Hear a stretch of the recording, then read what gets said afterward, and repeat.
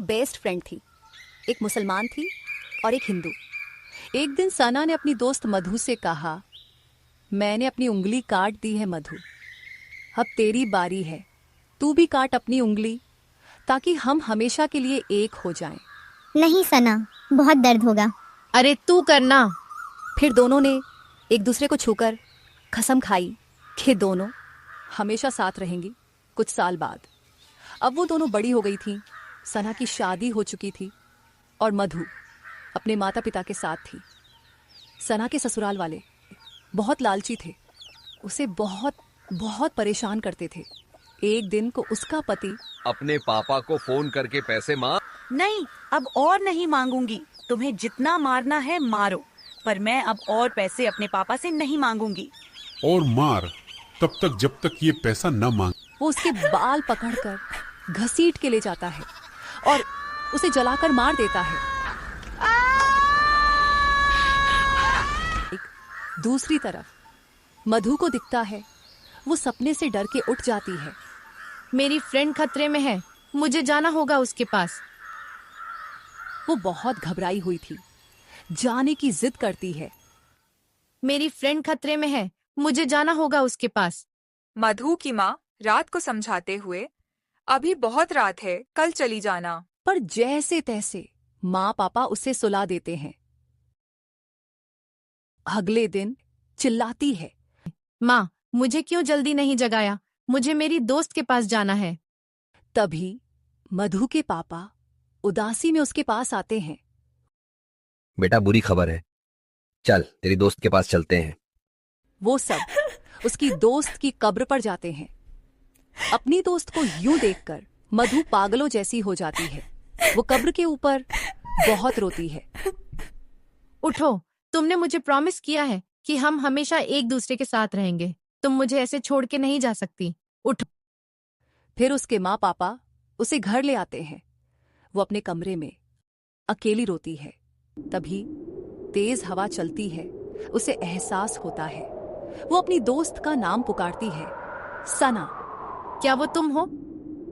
हाँ, मैं यहीं हूँ, तेरे पास हूँ, पर मैं यहाँ नहीं रह सकती, मुझे जाना होगा।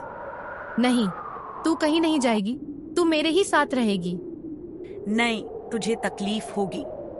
नहीं, चाहे मुझे कितनी भी तकलीफ क्यों ना हो, पर तू मेरे पास आ जा। वो उसके अंदर घुस जाती है। अगले दिन चिकन खाती है, नमाज पढ़ती है, अपने रूम में रहती है। कुछ दिन ऐसे ही गुजर जाते हैं। अब उसके माँ पापा परेशान हो गए थे कि हमारी बेटी ऐसे क्यों कर रही है, तो वो एक तांत्रिक को बुलाते हैं। क्यों आई है यहाँ पर? छोड़ दे मधु को, चली जा जहाँ से आई है, वरना अंजाम बुरा होगा। मुझे मेरी दोस्त ने बुलाया है, इसलिए मैं आई हूँ। तू कौन होता है मुझे निकालने वाला? मेरी दोस्त कहीं नहीं जाएगी, इसे मैंने बुलाया है, वो मेरे पास ही रहेगी। सुना या तूने? जब तक मेरा मकसद पूरा नहीं होगा मैं नहीं तभी जाऊंगी। फ्लैशबैक आता है। वो सब बताती है। उसके बाल पकड़कर घसीट के ले जाता है और उसे जलाकर मार देता है। जब तक मैं उन तीनों को मार नहीं देती, मुझे मुक्ति नहीं मिलेगी। एक दिन वो दोनों उसी गार्डन में बैठी थी जहां वो बचपन में खेलती थी। तभी सना अपने ससुर को देखती है। उसे बहुत गुस्सा आता है। वो उसे पकड़कर मार देती है। अरे बेटा, तेरे अब्बू अभी तक नहीं आए? जाकर देख आना जरा। नहीं, मैं नहीं जा रहा, तुम जाकर देख लो। उसकी माँ आती है ढूंढने, उसे भी मार देती है। फिर वो जाती है ससुराल, दरवाजा खटखटाती है। वो मधु के रूप में होती है। उसका पति बाहर आता है। अरे कौन है बार बार दरवाजा खटखटा रहा है? तो तू यहाँ क्या कर रही है? तेरी मनहूस दोस्त तो अब यहाँ नहीं है। तभी वो उसे गुस्से में धक्का देती है, उसे बहुत बहुत मारती है, इतना कि वो चल भी ना पाए, वैसे ही जैसे वो सना को मारा करता था। फिर उसके बाल पकड़कर वहीं ले जाती है जहां सना को जलाया था, उसे भी जलाकर मार देती है। समझाते हुए, मैं यहाँ नहीं रह सकती, मुझे जाना होगा। तुझे तकलीफ होगी। नहीं, तू प्लीज मेरे पास ही रह जा, मुझे कोई तकलीफ नहीं होती। तू मुझे छोड़ के मत जा।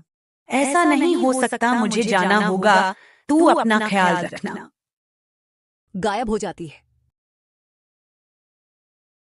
अगर आपको ये कहानी पसंद आई हो तो अगली दिलचस्प कहानी के लिए इंतजार कीजिए।